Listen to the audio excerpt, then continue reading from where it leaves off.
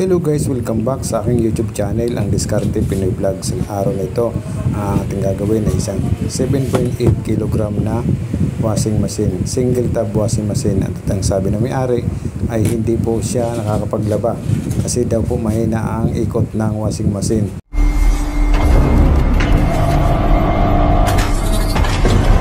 Pero bago yan, kung bago pa lang kayong napadpad sa aking munting channel, ay huwag niyong kalimutan mag-like, mag-comment at mag-subscribe.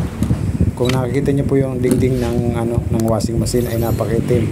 So yan po ay nag-indicate na sira na po ang gearbox. So kapag naglalaba po tayo, dumadaan po diyan sa gearbox o sa gear case ang tubig papunta dito sa baba. So kapag na umiikot siya, nagwawasiwas o nagpupunta rin po sa belt. Tapos ayan, punta na po yan sa dingding. Kung nakikita rin niyo po yung wash motor ay may mga dumi na rin po. Yung pulley po, sira na rin po ang pulley. So ang capacitor nga pala po niyan ay nasa 8 microfarad. So ang gagawin po natin ngayon ay titesterin kung okay pa po itong washing machine. So para makita ninyo, itester muna natin at gagamitin natin ay analog tester.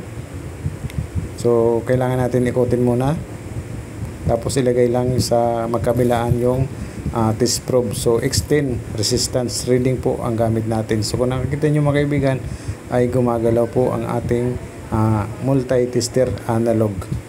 So ang gagawin natin mga kaibigan ay tanggalin itong mga tornilyo sa paligid ng washing machine para makita natin at matanggal din natin yung gearbox sa loob, dahil ito ay ating papalitan. Shoutout po sa mga subscriber ng Diskarte Pinoy Vlog na patuloy na nagsusuporta sa aking YouTube channel. So paki-comment na lang po kung ano po pong dapat gawin dito. Kung yung mga kung may suggestion po kayo, pwede po kayo mag-comment. So ayun guys, kung nakikita niyo yan, ayan po yung gearbox. Ayan, tanggalin muna natin tong hose para maluwag. So iangat lang natin pala, iangat lang natin na kaunti. So kung makikita nyo guys, napakaputik. So ganyan, kapag ganyan, sira na talaga ang gearbox na kailangan na pong palitan. So makalawang na rin yung dito sa nuts, makalawang na rin siya. So kung nakikita nyo mga kaibigan, ayan, naputol yung yung pulley. So ito nga pala pong capacitor natin, at sabi ko naman kanina ay 8 microfarad. So yan po yung mga capacitance reading, 8 microfarad hanggang 10 microfarad. So ang gagawin natin dito mga kaibigan ay tanggalin muna itong pulley. So maghanap tayo kung may kaparehas. Ayan, tatanggal yung tornilyo, lumuwag po yung pulley. So pagkakakabit dito sa sa lagayan ng belt, ayun, maluwag na. Okay pa naman po itong motor. Nakita nyo naman kanina, ating tinester ay okay pa po yung connection nya. So ito po yung belt, maluwag na, sira-sira na po. So nag-indicate din po ito na mahina. Kapag mahina po ang belt ay humihina, o kapag maluwag na ang belt, humihina po ang paglaba. So hindi lang po yung gearbox ang may problema mga kadiskarte. So ang belt din, kapag maluwag na ang belt, mahina na rin ang ikot. So sa sitwasyon na ito mga kadiskarte, ang problema ay dalawa, belt at yung gearbox.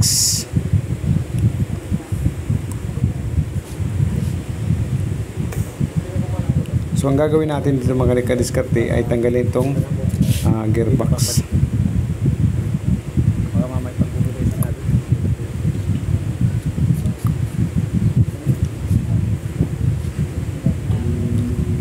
So bago natin nga pala mga kadiskarte tinanggal, o bago natin tanggalin itong gearbox, ay kailangan natin paikutin itong wash motor para siguradong gumagana pa yung reverse at forward, or gumagana pa yung motor. So minsan kasi pag kahit okay pa yung connection, ay namumroblema or mahina ng resistance ng motor. Kaya ayun, pinagana muna natin. So nakita nyo naman ay gumana ang reverse forward. So ang gagawin natin mga kaibigan ay tanggalin itong gearbox. So ang tawag dyan ay gearbox or gear case. So iba-iba kasi ang tawag mga kadiskarte. Pwedeng tawagin ng gearbox at gear case. So tanggalin natin itong tornilyo, itong nuts. So kalawangin na siya. Nahirapan ako dyan mga kaibigan, mga kadiskarte, nahirapan. So ang ginawa ko dyan ay kailangan na pigilan yung gear case.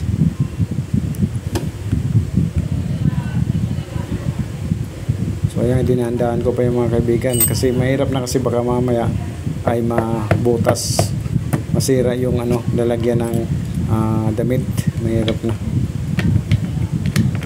So matagal na pala itong matagal na rin to. So kumbaga ay first time na mapapalitan ng gear case. So makikita nyo mga kaibigan, ayan, napakadumi na ng gear case. So dyan dumadaan yung tubig. Yan, dyan dumadaan ang tubig sa gitna.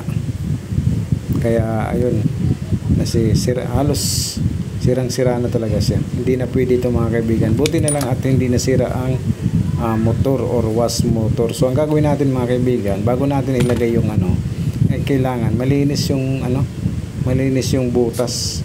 Kasi ang gagawin natin dyan mga kaibigan ay lalagyan natin ng yung gear case na bago. So kailangan tanggalin yung mga naiwan, himulmul or di kaya yung graba, yung mga dumi. So kailangan mga kaibigan, ito nga pala yung bago. Ayan, naka-plastic pa. Ang brand niya nga pala ay Yorica. So Yorica yan. Ayan yung gear case. So kailangan mga kadiskarte, kailangan ay sukatin muna natin dito sa hélice or pulsator kung tama. So bago natin ikabit siya para sigurado. So ayan, okay naman siya. Saktong-sakto naman dito sa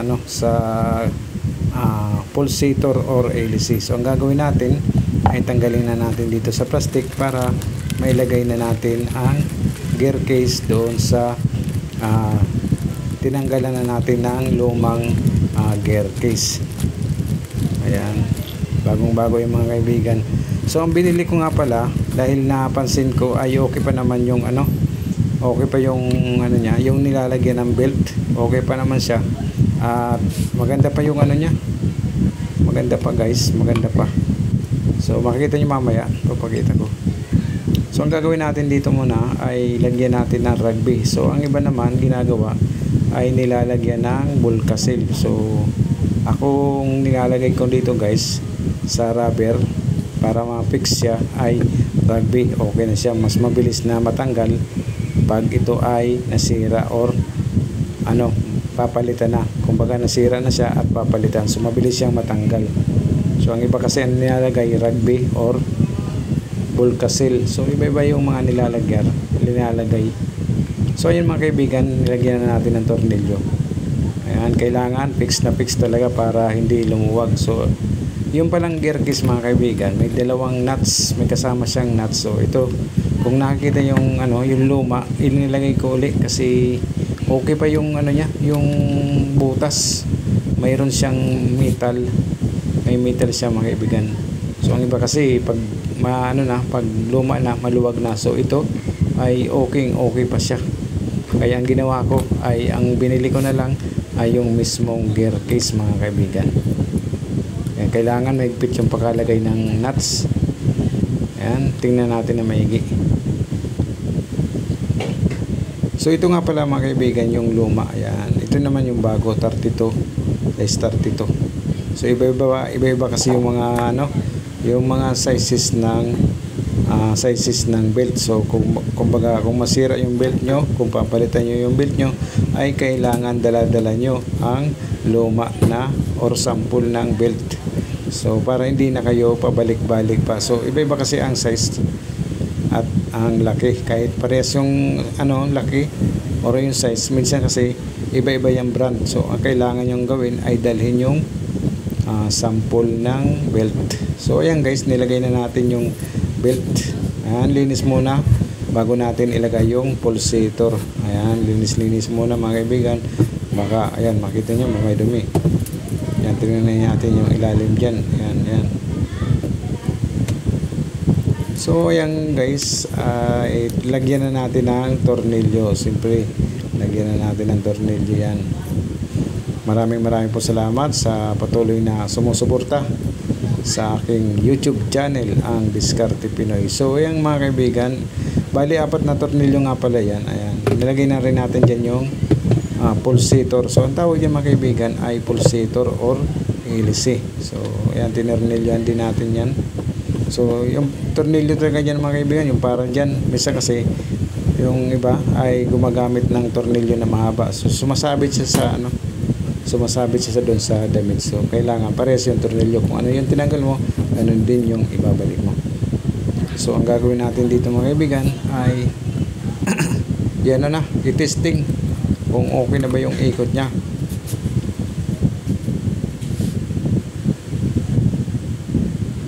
So ayan mga kaibigan, mga kadiskarte, maganda na ang ikot ng washing machine. Ayan, kitang-kita nyo naman, okay siya. Bago yung belt at bago yung gear case. Ayan, okay na siya, ikot. So ayan guys, tapos na ang ating ginawang single tab washing machine. Nagpalit tayo ng gear case at belt. So hanggang dito na lang guys, at maraming po salamat at God bless you po sa inyong lahat.